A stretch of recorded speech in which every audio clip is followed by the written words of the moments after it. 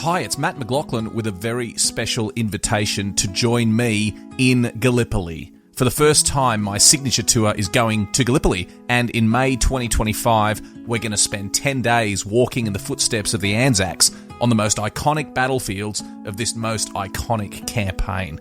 And joining me on this epic adventure is the one and only Peter Hart. You've read the books, you've listened to the podcasts, now walk the ground with Peter and me.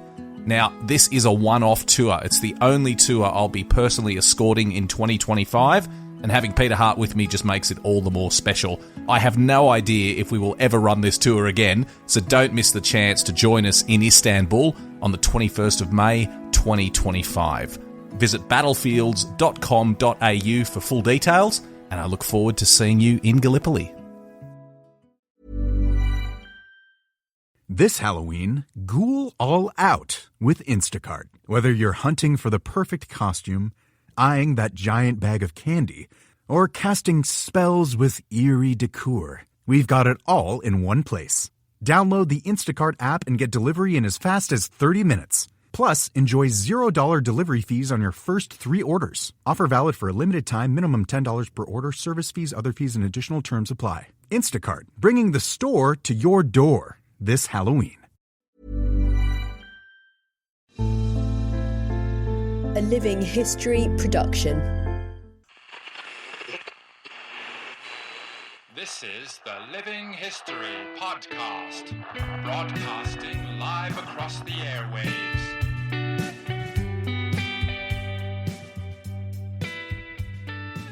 Hello, everyone. Thank you for joining me. Bit of a mad scramble to get ready today. I'm joining you here from my new office setup. I hope you like it. Well set up now for doing more broadcasts, more lives, just like this one. And I'm looking forward to this one. If you haven't seen our recent lives, please go and check those out because we had a couple of good ones. Recently, we had last time we had the bombing of Darwin a couple of weeks ago, which was really popular, and then before that we had Passchendaele.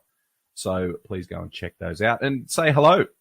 Feel free to log on and tell me where you're watching from. Post your comments. Always love hearing from people. So thank you once again for joining me for this live. So today we're going to talk about the Battle of Krithia, a subject that's very close to my heart because I basically spent the last 2 years writing a book about it.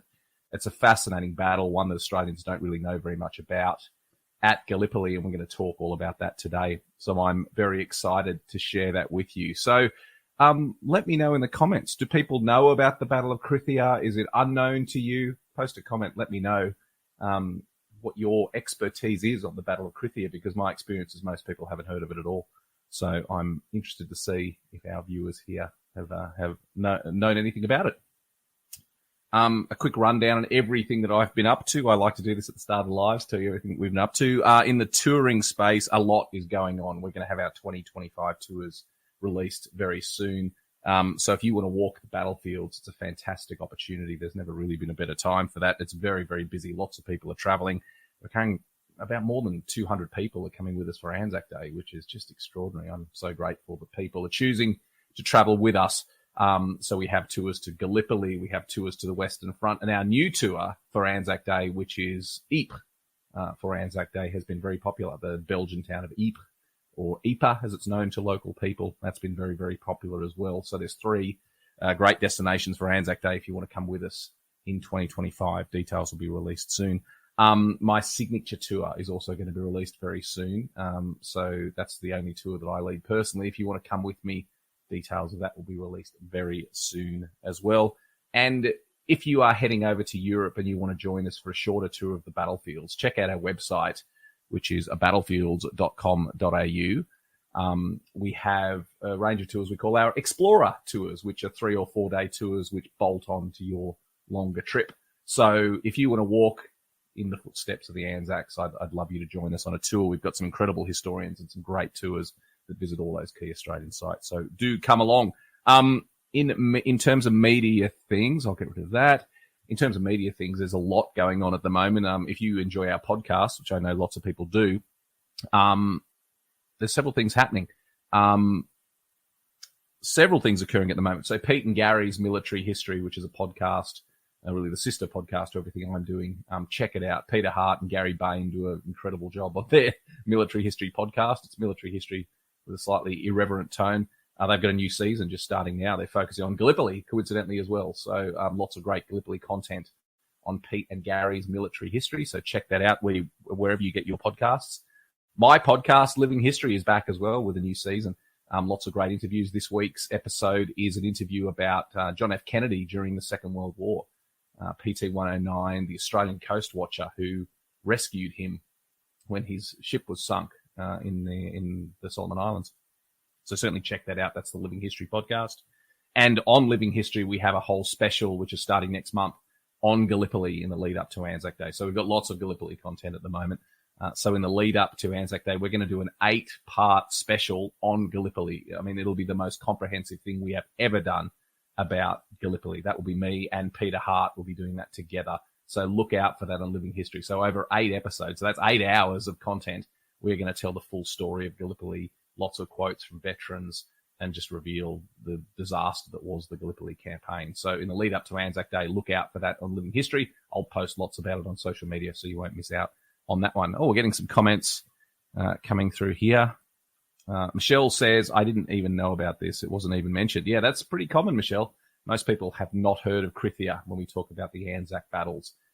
British people know about it because it's very important in the British history of Gallipoli, but Australians and New Zealanders don't know much about it at all. Michelle also says she's joining the tour in September this year, so she's looking forward to joining us in Gallipoli, which will be great. Okay. Scotty Dog, good name, Scotty, says, I was just in Alchi Tepe last week. That's the town in the middle of Krithia where we're talking about now. Actually, Krithia, as it was known in the war, is now known as Alchi Tepe. Didn't know too much about it before I was there. Amazing area to visit. That is very true, Scotty, and we'll be delving into that a little bit more during this. David, yes, I'm aware of it. Good. Some people have heard of it. True Blue Conversations. Hi, Matt. Walked it with your tour company in 2015 for Anzac Day. It was once in a lifetime experience where I met you and have since become great mates. That's very true. Adam Bloom, a great follower of everything we're doing. So check out Adam's podcast right there, True Blue Conversations, if you haven't already. Adam is one of our wonderful stories. A young bloke who came on the tour with us, got the bug like I did, and is now doing lots of great stuff in the military history space. So check out Adam's podcast. We'll be very glad that you did. So thanks for joining us, Adam. Thank you, everyone who's joined us. What am I up to? Yeah, so the Gallipoli special on Living History. Look out for that in the lead up to Anzac Day. 8 episodes. Books. Lots of interesting things happening. Both of my books, Walking with the Anzacs and The Cowra Breakout, are currently in bookshops. So I've currently got 2 books on the shelves, which is fantastic. Very, very grateful that my publishers have put those 2 books out at the same time. And I'm currently editing my book on Krithia, which is the point of this conversation. I know a lot about Krithia, having spent 2 years researching it. So we're going to be talking a lot about it today, but look out for that book. It is coming in July. Very exciting editing it at the moment. Also, finally, while we're talking about everything that we're doing, check out our YouTube page for our documentaries that we're currently doing. The latest one is London's Hidden War History. So go to YouTube, look up Matt McLachlan on YouTube and find that video, London's Hidden War History. And I'm currently in the process of putting the final touches on our documentary, which should be out next week, on the Stuka dive bomber. If you're a World War II fan, I'm sure you know that aircraft. And I was fortunate to go and inspect one of the last remaining Stukas in London, which was great. So we'll be doing a documentary about that, which hopefully you'll see next week. That's pretty much everything that's going on. There's a lot going on. It's great. It's a fantastic time to be an avid student of military history. There's just so much happening. As always, if you want extra content, please do consider subscribing. We really love our subscribers. We do lots of extra content for subscribers. They get early access. They get ad-free content and special bonus episodes of everything that we're doing, videos, podcasts, everything. Also, if you're a subscriber, the Gallipoli special I mentioned, the podcast series, you can download all 8 episodes at once. So as soon as the first episode drops, all 8 will be there for you to download at once if you're a subscriber. So you don't have to wait and stretch it out over 2 months. You can download them all at once. So please do consider clicking on that link and subscribing. Well, that pretty much brings us up to speed with everything that's been going on. As I said, there's a lot going on. Just a couple more comments coming in here. Brian says, have a family member still in Krithia. Wow, that's really quite significant. As we're going to see, there are a lot of casualties here. And Jeff Neal says, I have been to Gallipoli 3 times. The last time I took myself down to Cape Helles/Krithia. Hard to believe the British command tried to advance up a gentle slope shaped like a saucer from XW and V. XW and V are the beaches where the British landed, which we're going to talk about in more detail. Well, shall we go? Let's talk about Krithia. As I said, 2 Australians. If you're watching from the UK, forgive me because I'm sure that you know the name Krithia. But in Australia and New Zealand, it's a bit of an unknown battle. And so we're going to talk about it in detail. Why don't we start? Let's do a bit of a Gallipoli backstory. Why don't we try that? I will share my screen here. That screen I will share. Okay, so I will add that to the stage. There we go. That is the screen. So, okay. So, geez, I'm using new technology here. Bear with me if things go wrong. But let's talk a little bit about why Gallipoli in the first place, because this is something I think that, we know that the Anzacs are fighting at Gallipoli. And again, apologies if you're watching from Britain. This is going to be a fairly Australia-focused discussion because I am an Australian.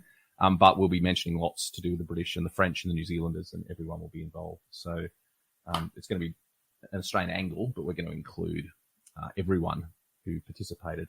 So what we're looking at here, this is a map of Europe. Obviously, you can see the UK top left and France, where fighting would occur.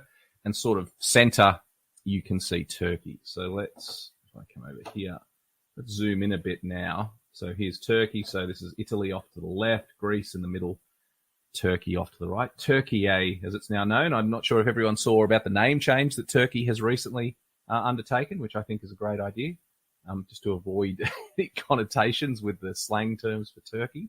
Interestingly, the word turkey, the bird, why is the country and the bird named after one another? Well, the bird is named after the country. The country was always called Turkey, and there was some feeling at some stage hundreds of years ago that the bird originated in the country of Turkey, which was why it was called Turkey.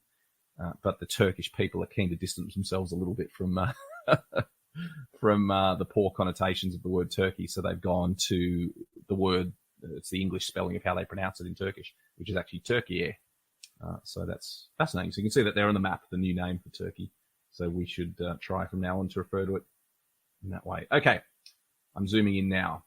Let's talk about why this area is so important. This is an area that has been fought over for millennia. This is.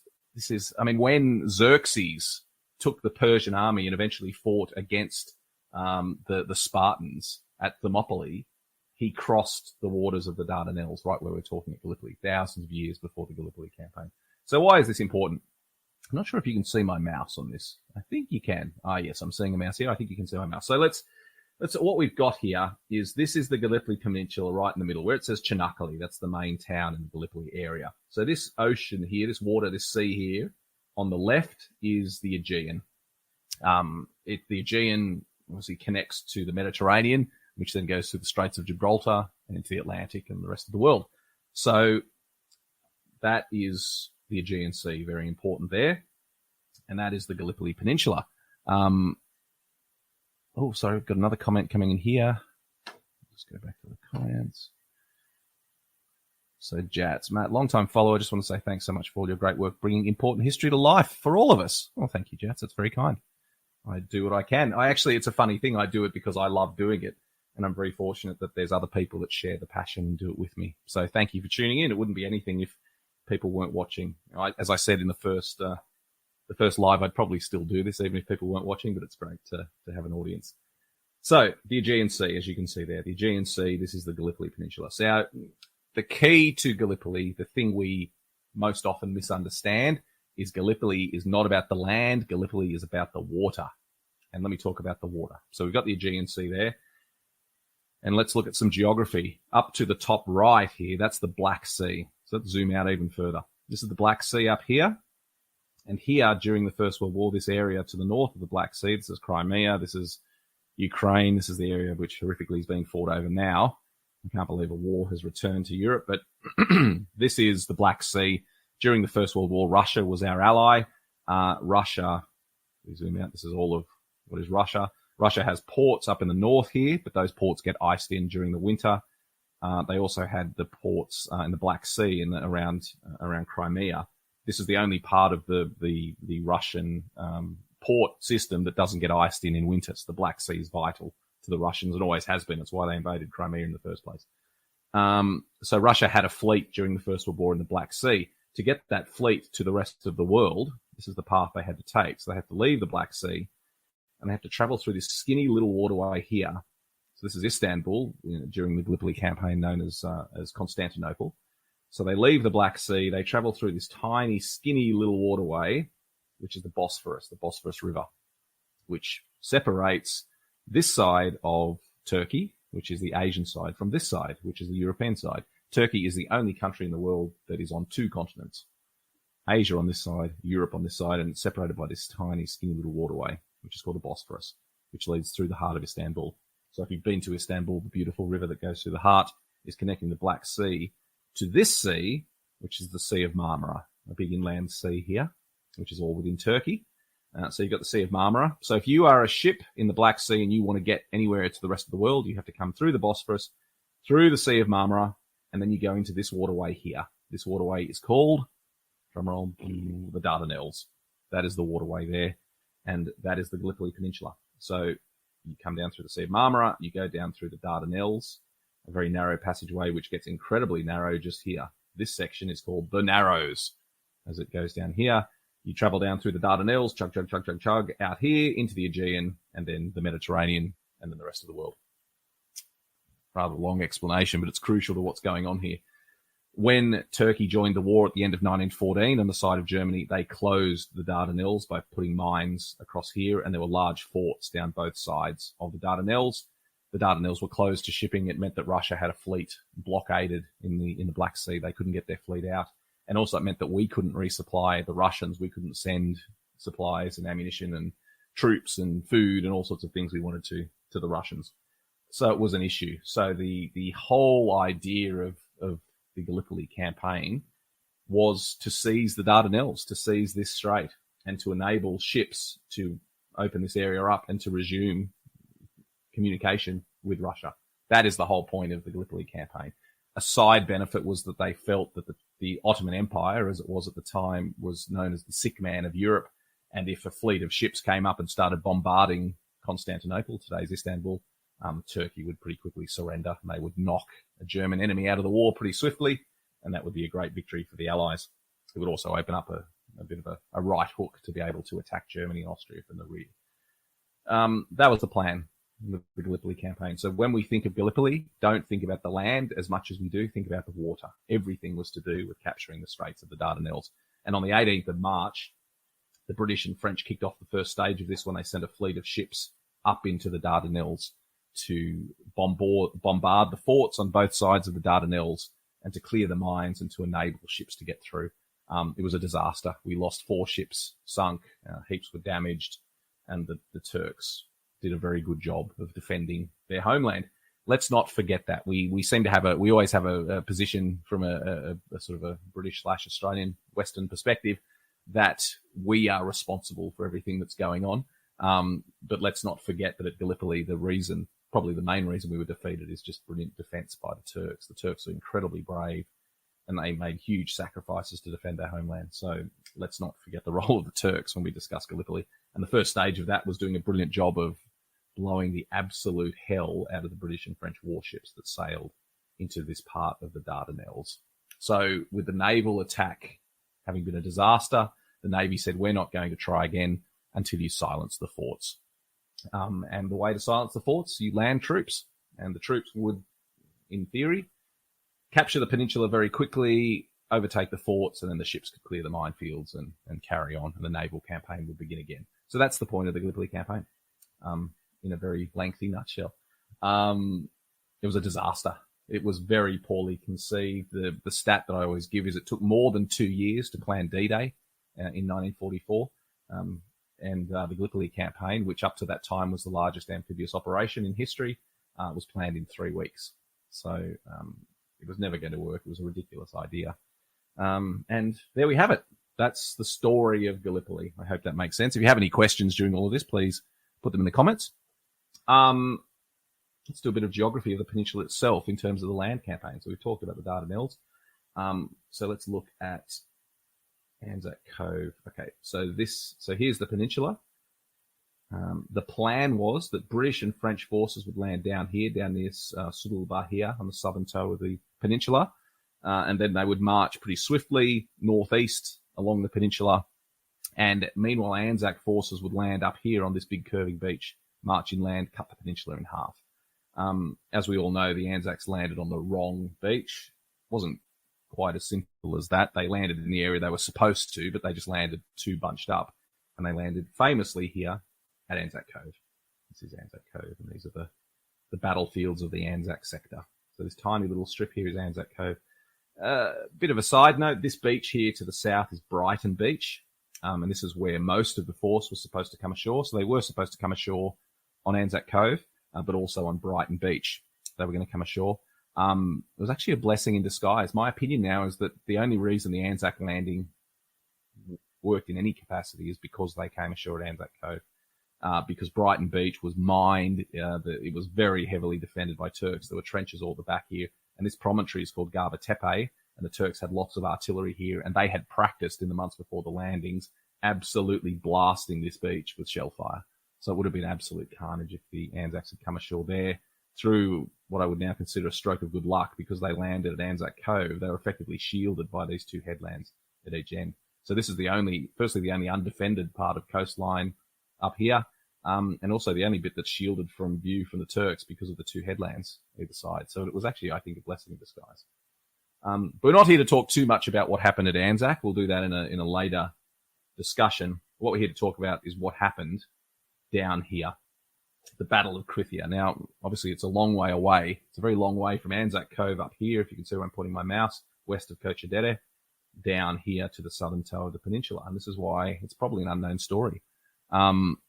It's just a story Australians and New Zealanders don't know particularly well. So this is the area known as Cape Helles at the southern toe of the peninsula. So this is the area the British and French were fighting. The French landed here on the day of the landing, April 25. They landed at Kumkali in this area, but that was a diversionary attack. The French soon pulled back to Cape Helles. So this area is known as Cape Helles.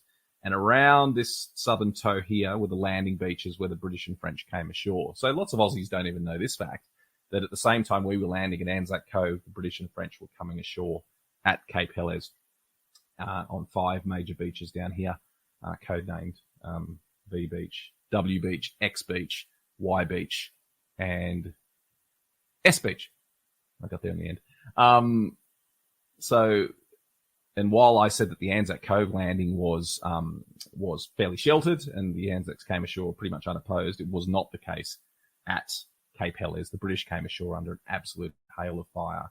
And it was like scenes out of Saving Private Ryan. They were slaughtered on the beaches. And so we should not forget the huge sacrifice made by the British on the day of the landing, and the French as well. Just a huge disaster, the landings.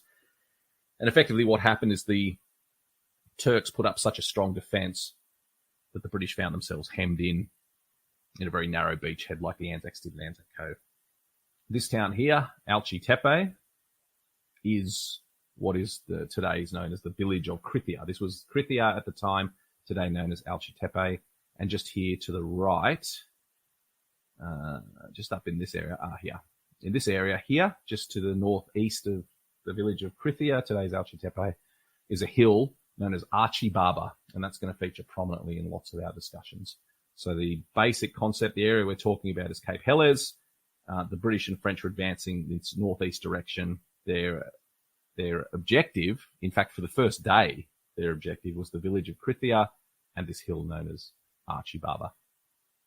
So that's what happened. It didn't happen. They got very bogged down in the opening days and they advanced very, very slowly. And in point of fact, they never managed to capture Krithia at all during the entire campaign. But we'll get to that later on.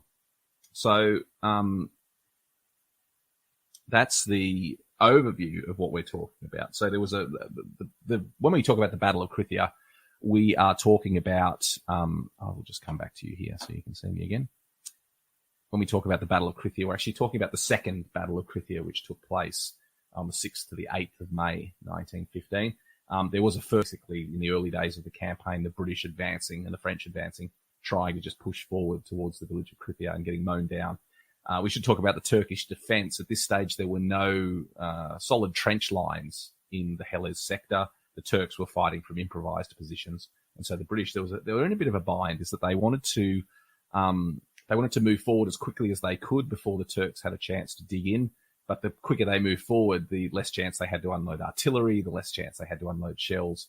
And so they would be less supported. So it was a juggling act to try and keep the momentum moving, but enabling themselves to build up their forces before the Turks could establish solid lines. So just bear in mind, when we talk about fighting here, the Turks are not fighting from big, deep, solid trench lines across the peninsula. They're fighting from behind bushes and shrubs, gullies, ravines. There are 5 main ravines that cross or 4 ravines and 5 spurs that cross the Helles plain. So it looks pretty flat in photographs and on maps, but when you get there, it's actually spurs. Peter Hart, look up his videos describing it's like the back of your hand, that there's ridges and then big gullies in between them. So it's terrain that's tailor-made for defence, and the Turks made great use of that.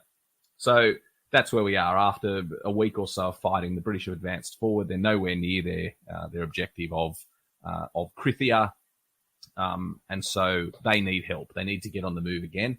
And so basically at about this time, the decision had been made that the light horse units and the New Zealand mounted rifles that were in Egypt at the time, that these units would be transferred to Gallipoli to reinforce the Anzac position.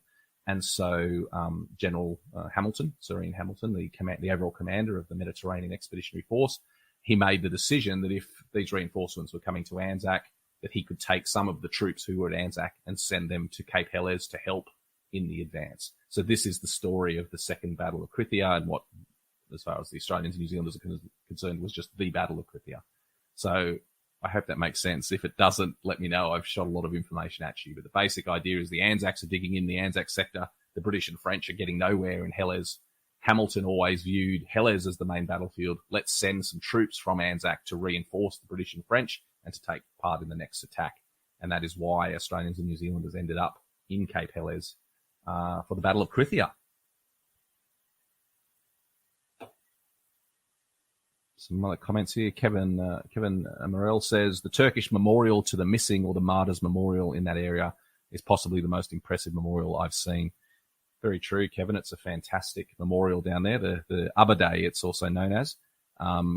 It's a wonderful memorial. And don't miss, if you go to Gallipoli, which you absolutely should, it's an absolutely brilliant place to visit. Don't miss the Turkish memorials as well as the Anzac ones, because they're absolutely stunning. Just another comment. Jeff Neal says, I've long found the book by Robin Pryor, Gallipoli, The End of the Myth, very instructive. What do you think of his work? I think Robin Pryor is one of the best Gallipoli historians we have, an absolutely fantastic historian. If you haven't seen that book by Robin, The End of the Myth, check it out. It casts a lot of new light on the campaign, so definitely check that out. What are we up to? Okay, so the Anzacs are being moved.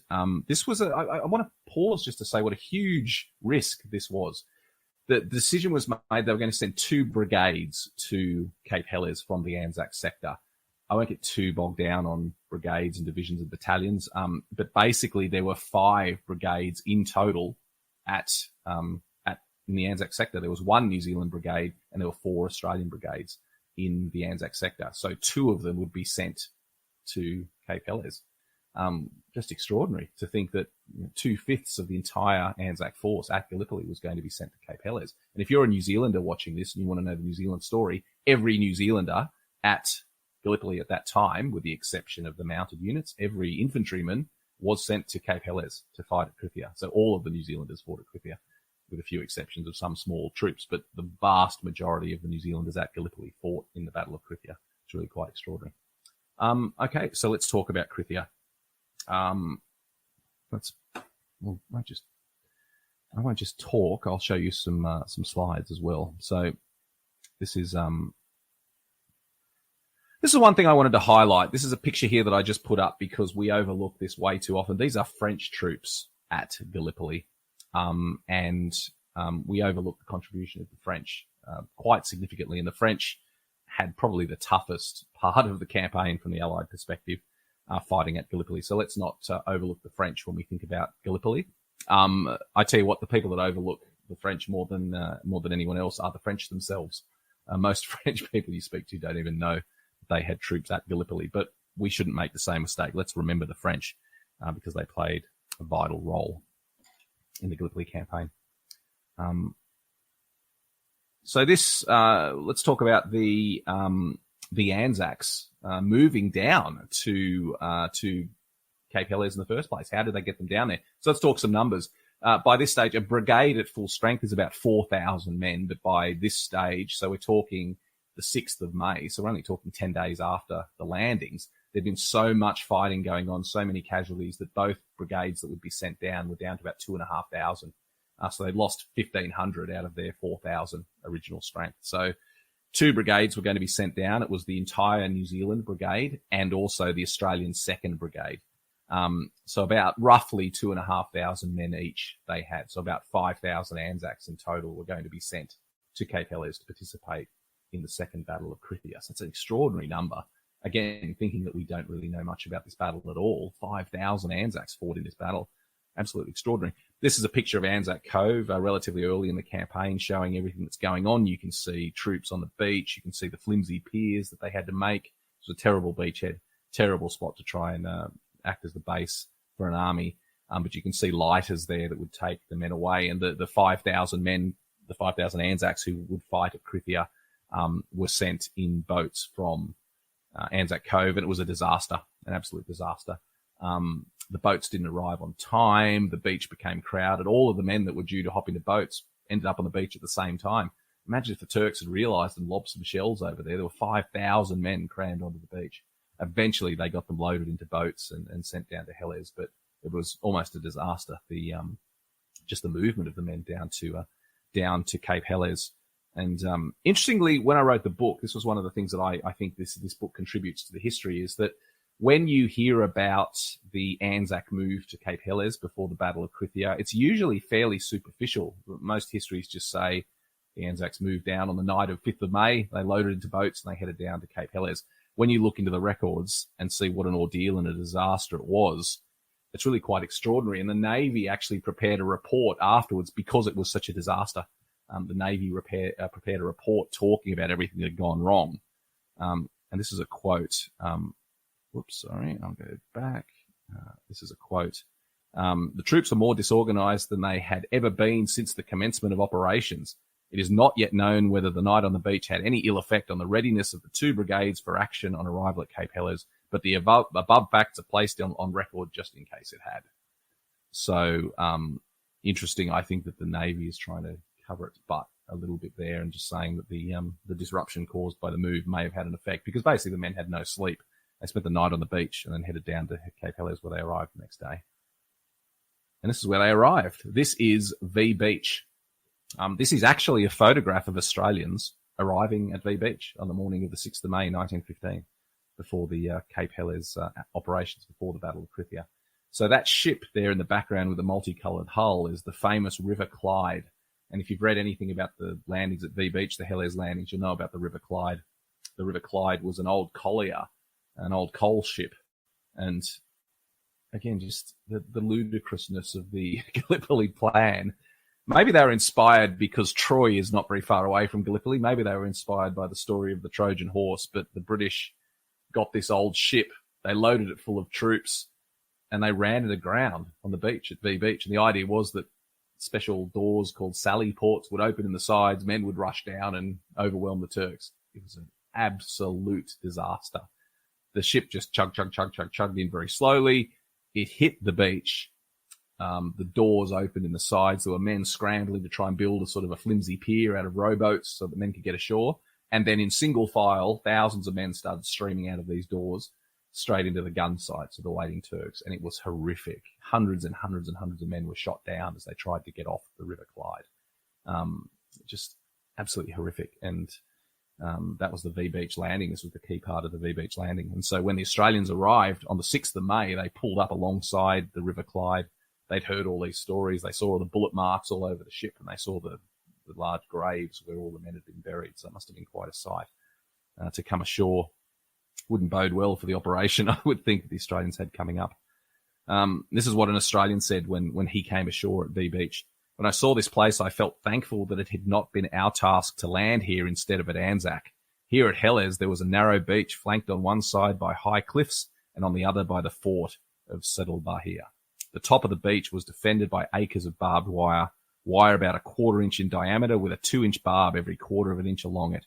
Barbed wire had also been fixed under the sea near the beach. 2 graves in the sand, one containing officers and the other men, holding more than 700 bodies, and testified to the difficulties overcome in gaining a foothold.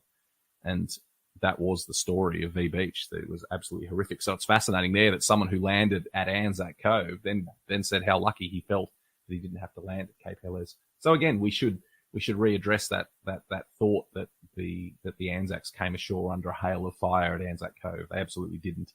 In fact, there were only 160 Turks defending the entire Anzac sector against 3,000 Anzacs, so we pretty quickly overwhelmed them. So the real killing and dying at Gallipoli came at places like this at V Beach, which is, and we can see Australians here unloading after their journey down. So what's next? It took a lifetime to find the person you want to marry. Finding the perfect engagement ring is a lot easier. At BlueNile.com, you can find or design the ring you've always dreamed of with help from Blue Nile's jewelry experts who are on hand 24/7 to answer questions, and the ease and convenience of shopping online. For a limited time, get $50 off your purchase of $500 or more with code LISTEN at BlueNile.com. That's $50 off with code LISTEN at BlueNile.com. Hey, I'm Ryan Reynolds. At Mint Mobile, we like to do the opposite of what Big Wireless does. They charge you a lot, we charge you a little. So naturally, when they announced they'd be raising their prices due to inflation, we decided to deflate our prices due to not hating you. That's right. We're cutting the price of Mint Unlimited from $30 a month to just $15 a month. Give it a try at mintmobile.com/switch. $45 upfront payment equivalent to $15 per month. New customers on first 3-month plan only. Taxes and fees extra. Speed slower above 40 gigabytes. See details.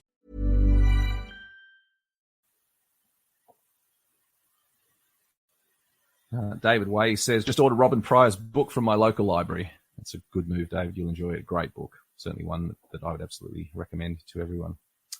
So let's carry on with the story of Krithia. I've got another quote here. The thing that the Anzacs found so amazing when they arrived at Cape Helles is Cape Helles is a bit of a plain. It's quite open. It's got the ravines and a few rough features, but mostly it was open, and there were flowers and wheat and all sorts of things. And this is what one Australian said. They were quite amazed compared to the cramped confines of Anzac Cove. The country at Helles was in marked contrast to the savage ravines of Anzac. It was quite pretty and open, with fruit trees, olive and mulberry, elms, crops, streams, fields of poppies, lupins and daisies, old towers, cottages and wells. The roads were alive with traffic, including numbers of picturesque French and African troops, strapping Senegalese and colonial zouaves with their broad red baggy trousers. By this stage, V Beach had been handed over to the French and was the French base of operations. So that's why there were so many French troops to greet the Australians as they arrived on V Beach. So the Australians landed. They then marched inland along these tracks and through the flowers, and they set up a camp near a farm and basically waited for a couple of days. And meanwhile, on the 6th of May, the Second Battle of Krithia began, but the Anzacs weren't involved at this stage. We can pretty much sum up what happened in the opening day, the 6th of May of the Second Battle of Krithia. The British and French left their trenches and got absolutely slaughtered by Turks they couldn't even see. The one point that is repeated again and again in the battles of Krithia, is that the troops, as they advanced, didn't even know where the Turks were shooting at them from. The Turks were so well hidden, and the Turkish lines were so far away that even as the British advanced and the French advanced, they couldn't even find the Turkish trenches. Most of the fighting was being done, the defending was being done by Turkish troops in advanced posts, firing machine guns, rifles, artillery coming over. The other thing to say about the Gallipoli terrain is that Archie Barber, this hill that the British were so desperate to capture, gave the Turks a view like a panorama of the entire Allied sector. So every movement the Allies made, the Turks could see. the other thing that's so frustrating, and frustrating is a word I'll probably use a lot about this campaign, is that on day one, the 6th of May, the British and French advanced. They made a few hundred yards of ground and then they got shot to pieces, and so they dug in where they were. So they'd advanced a few hundred yards and dug a new front line. The next day, they decided the battle would go in again, the 7th of May.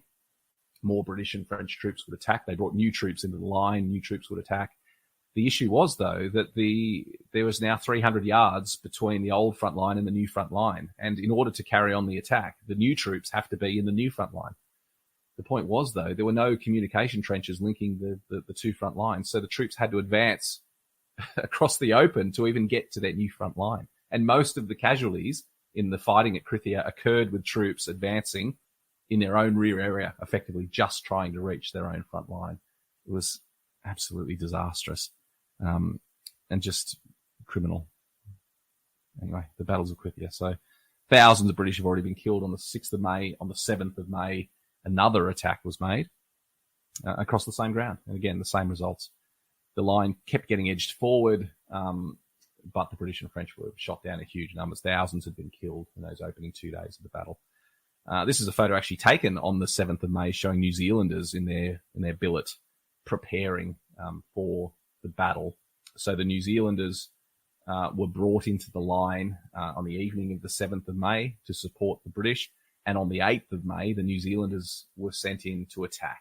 So 2 days of horrific fighting with thousands of casualties. The line had inched forward a few hundred yards. Now the New Zealanders were sent in to attack, and ridiculously, the New Zealanders were sent in on their own. They were the only troops that were advancing at this stage, supported a little bit by some British troops on the flanks and the French trying to advance again, but mostly it was just the New Zealanders on their own, and it was absolutely horrific. There's a place called the Daisy Patch, which is not far behind where this photo was taken, and the New Zealanders suffered horrendous casualties crossing the Daisy Patch, which was the first act of the New Zealanders. So this is the village of Krithia, showing what they were trying to capture, the ruins of the village of Krithia. And obviously, as you can see, it's been devastated by artillery fire. There wasn't very much artillery at Gallipoli, though, compared to what we would see on the Western Front, but still enough to knock a village around. This shows us the terrain that had to be crossed. So this is a photo taken from the British front line before the attack on the 8th of May. So when we talk about the Battle of Krithia, from an Anzac perspective, we're talking about this ground, crossing this ground. Just have a look at how open that is. This is from the frontline trench. It's an attack in broad daylight. The attacks usually went in at 10 or 10:30 in the morning across this ground. Look how open that is. And just there on the horizon, you can see just the hump of Archie Barber. I'll blow that up so you can see it a little bit better. But you can just see there that the hump of Archie Barber, the hill on the background.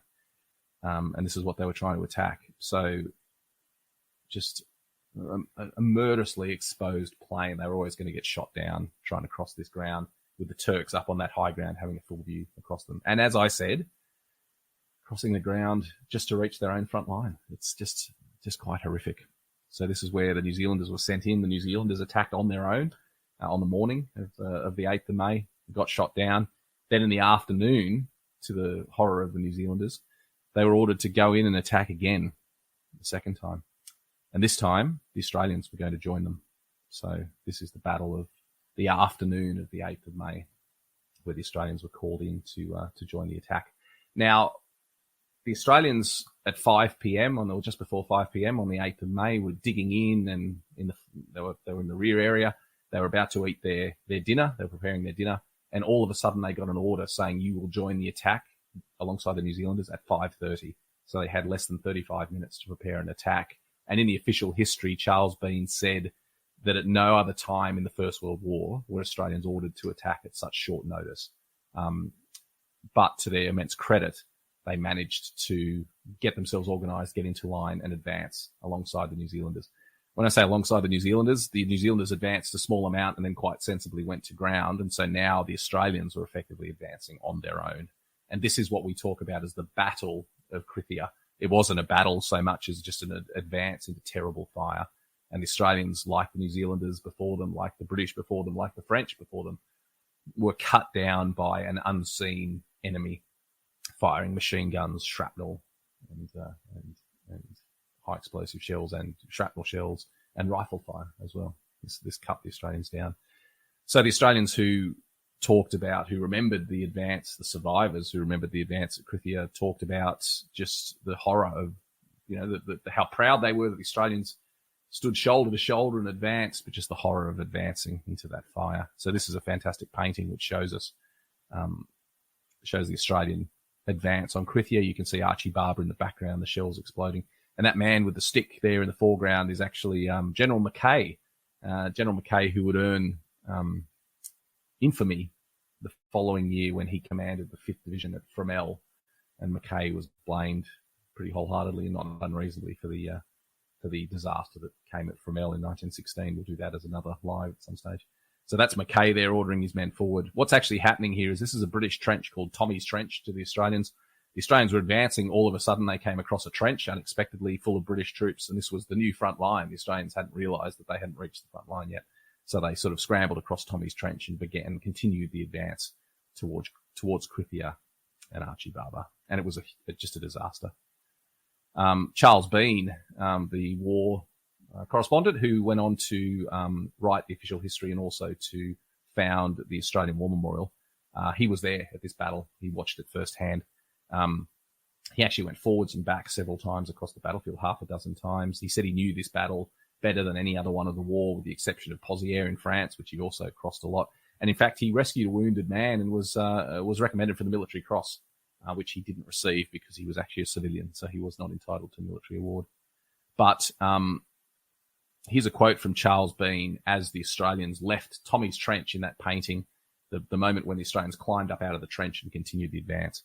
I had watched from the Tommy's Trench line after line of men scramble to the parapet, stand there for a moment astride of the trench, with rifle and bayonet clutched across their chests, glaring to the front with eyes puckered to pick up any trace of where the tempest of bullets came from. I noted in my diary, their faces were set, their eyebrows bent. They looked into it for a moment as men would look into a dazzling flame. I never saw so many determined faces at once. Bean certainly loved the Anzacs, and that's a wonderful quote about it. As a slight aside, there's also something quite interesting that happened here. Bean described in the official history in his diary, and pretty much for the rest of his life, he talked about a sterling scene that he saw. He saw a young bloke advancing with a shovel held in front of his face, in the words of Bean, as someone would hold an umbrella against the rain. And that just shows the hail of fire. Just imagine, I mean, war is all about human response. Just imagine that poor young bloke. He's advancing. There's so many bullets flying at him. It's like he's walking into a hailstorm. He's holding up a shovel in front of his face, which obviously isn't going to provide any protection against bullets, but it's just a human instinct to just try and protect yourself in whatever way you could. So that just shows the weight of the fire that was coming at the Australians. Just absolutely horrific, and men were falling all over the place. The Australians advanced 300 or 400 yards, not very far. Hundreds and hundreds and hundreds were cut down. Thousands, in fact, were cut down in this advance. It was one of the most futile and costly advances Australians would participate in during the war. And this is a photo that was taken at the end of the day from the new front line where the Australians dug in. So this is actually looking back towards the British sector from the new front line. And this just shows Australian bodies lying out in no man's land.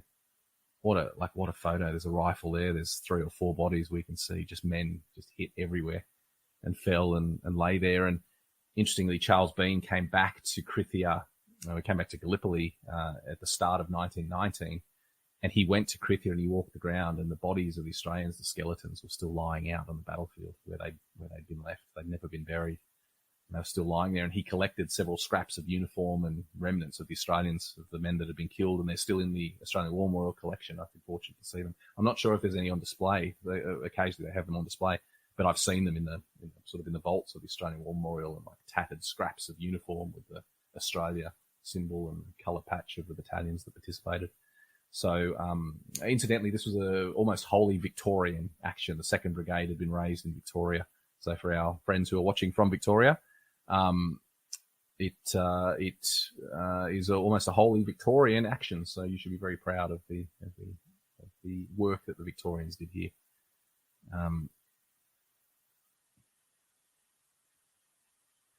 We've got a question here from J Lennox 12. Matt, you say common comment that the Turks were not visible.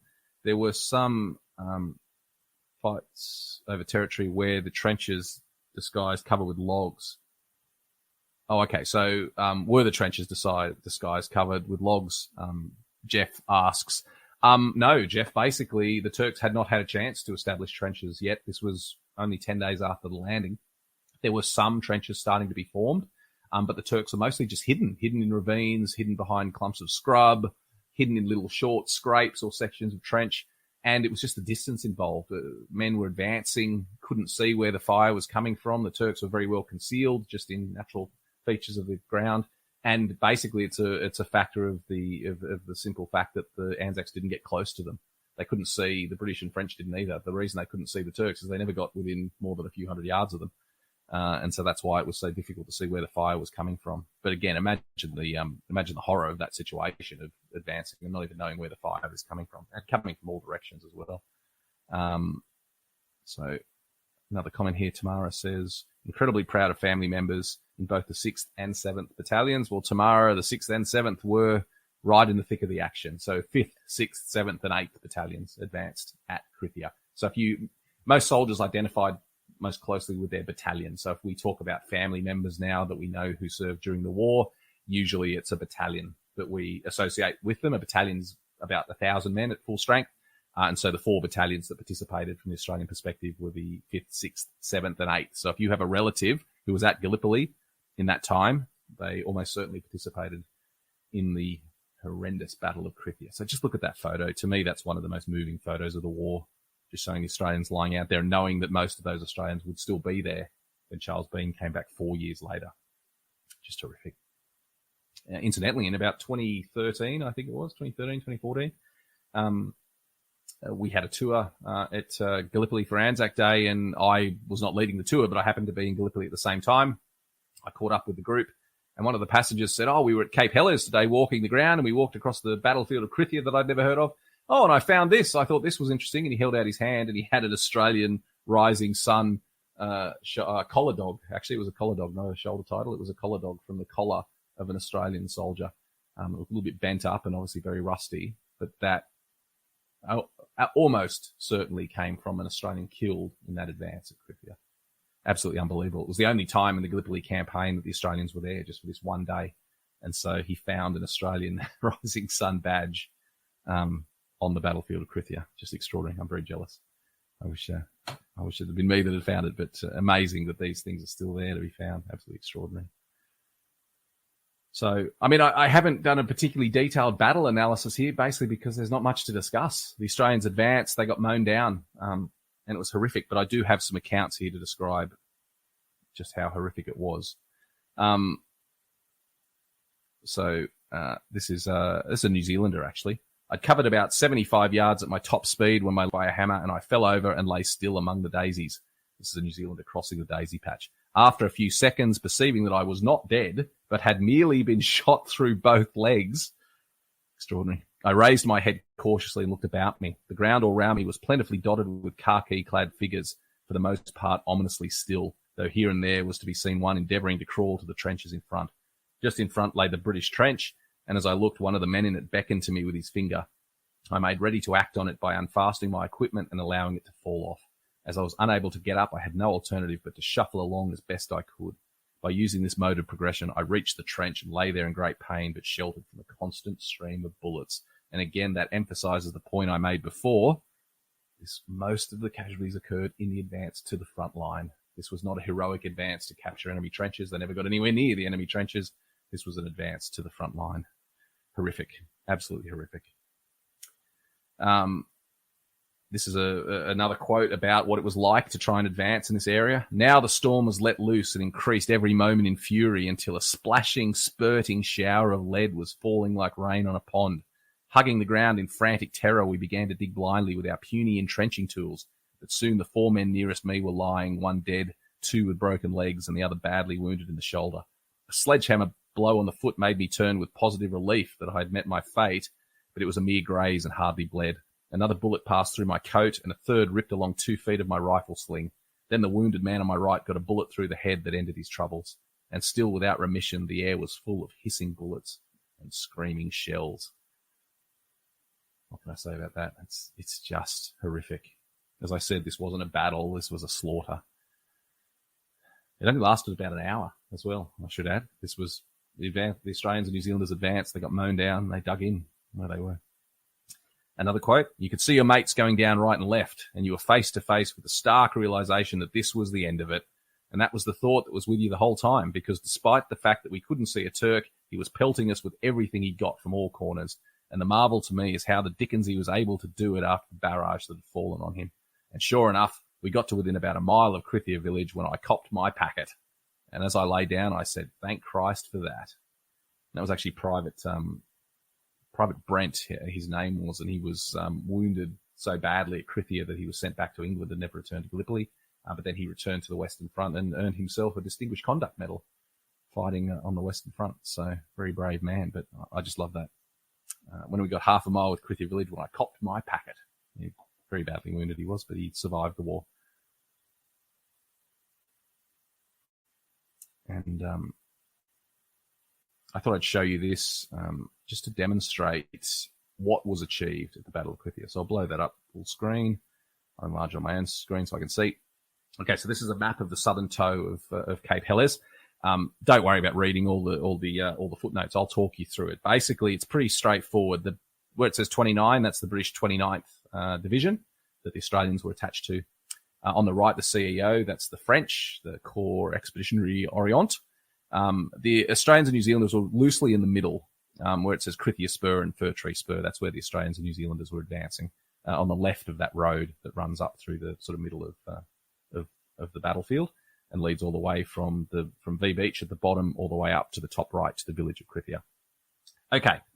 The dotted line closest to Krithia, that's the objective. That is where they were supposed to advance from. The solid black line, furthest away from that to the southwest, was where they started from. So that was the advance. This was the first objective, not even the final objective. This was the first objective on the 6th of May, was to take that dotted line and from there then push on and capture Krithia. So bear that in mind. The battle went for 3 days, the 6th to the 8th of May.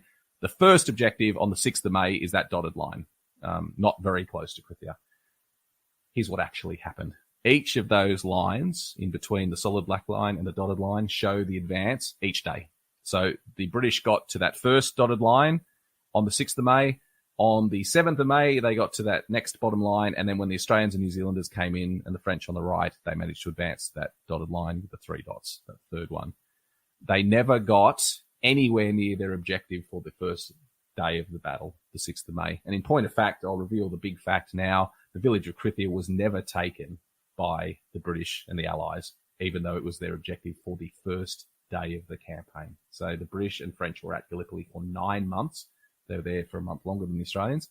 They were there for 9 months and they lost between them 30,000 men killed or wounded. No, sorry, 30,000 killed they lost. Not wounded. Add another 100,000 wounded. 30,000 killed they lost and were still nearly 2 kilometers short of their objective for the first day of the campaign.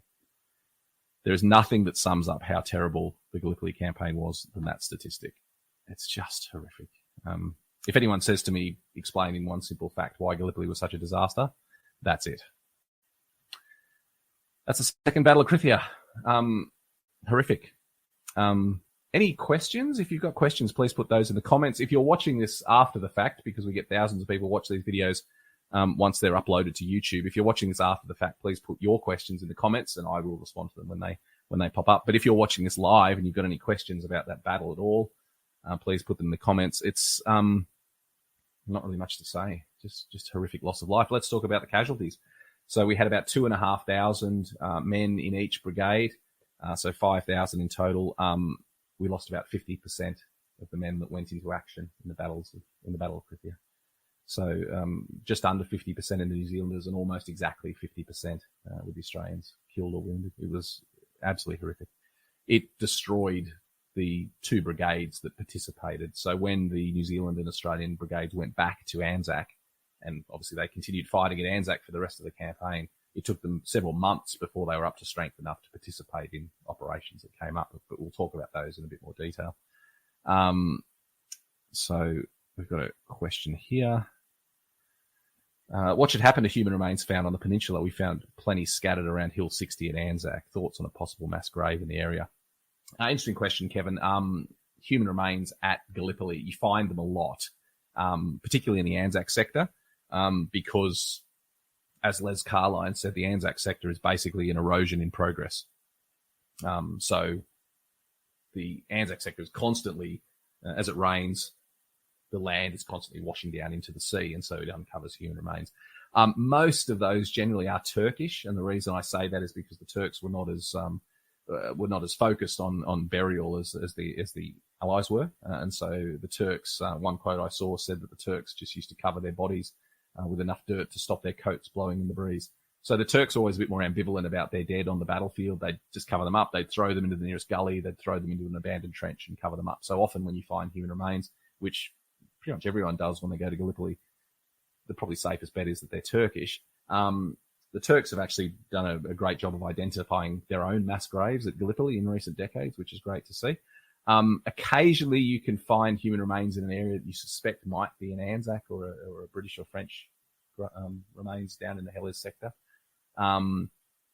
And usually that doesn't indicate anything except it's just a body that was either in a shallow grave and was never discovered or still lying out there after the war. Most of the bodies were collected after the war and put in cemeteries, but occasionally some were missed in shallow graves and they've just been exposed by the weather. So I found numerous human remains when I've been at Gallipoli.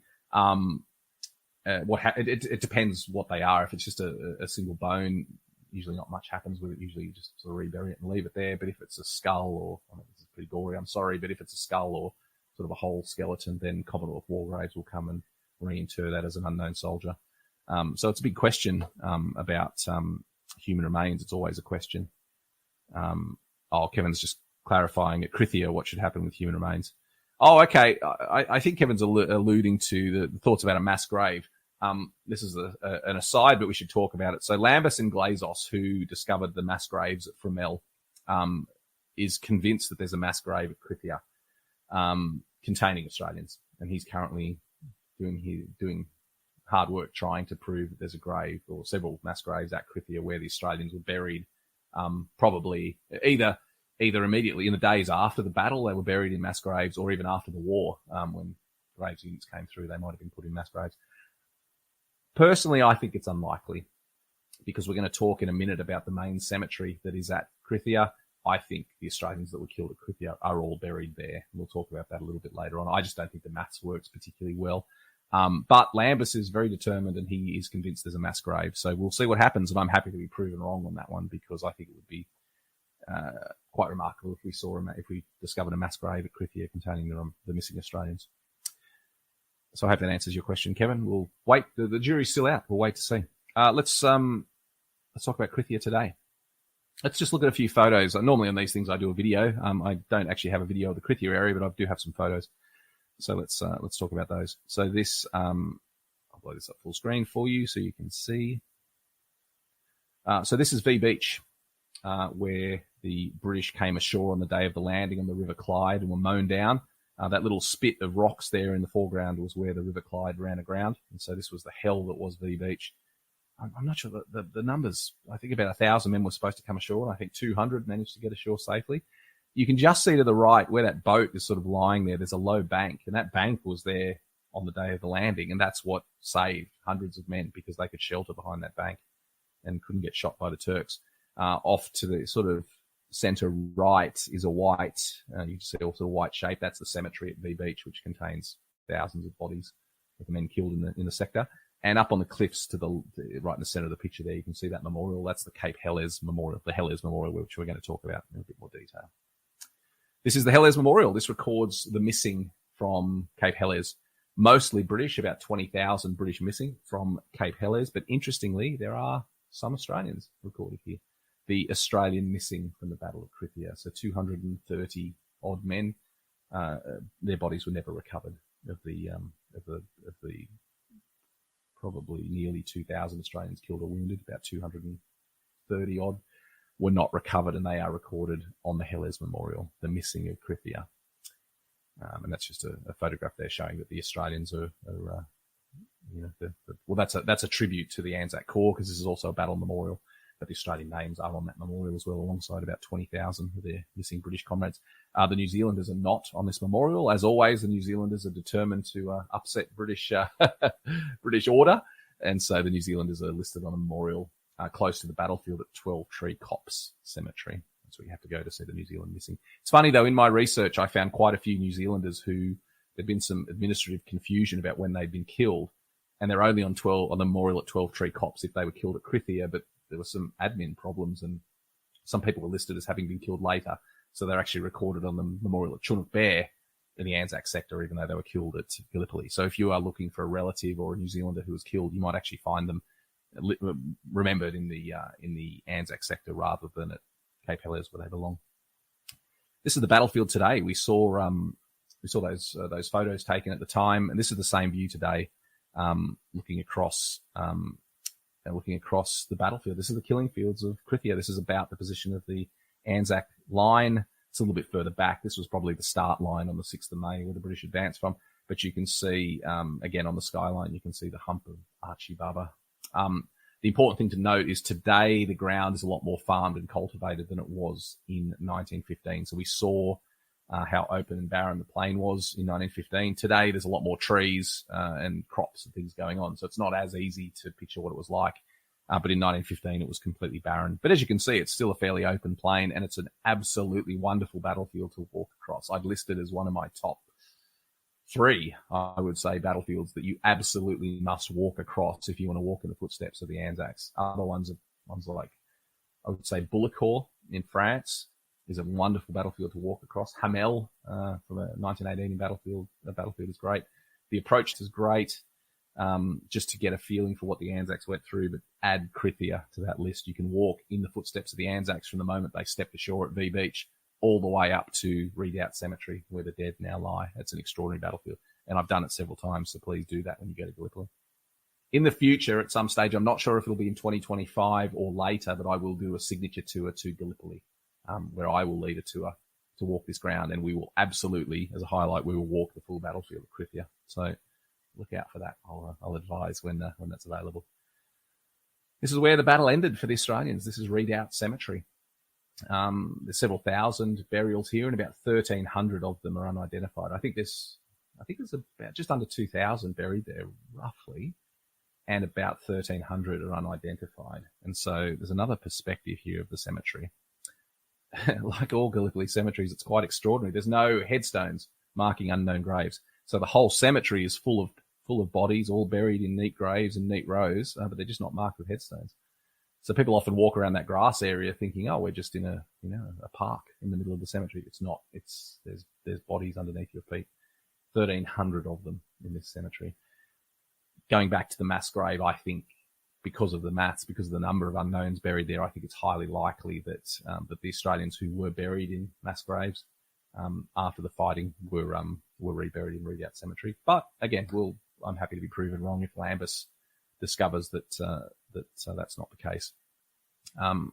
Let's go to a couple of comments. So we've got here. So Tamara says, one of my family members is one of the missing, and his name is on the memorial. Well done. Well done to that man. Good on him. It's a shame we can't remember him at a grave, but he's there alongside his mates and alongside the Brits as well. Let's not forget them. David says, thank you, Matt, for this presentation. Very welcome, David.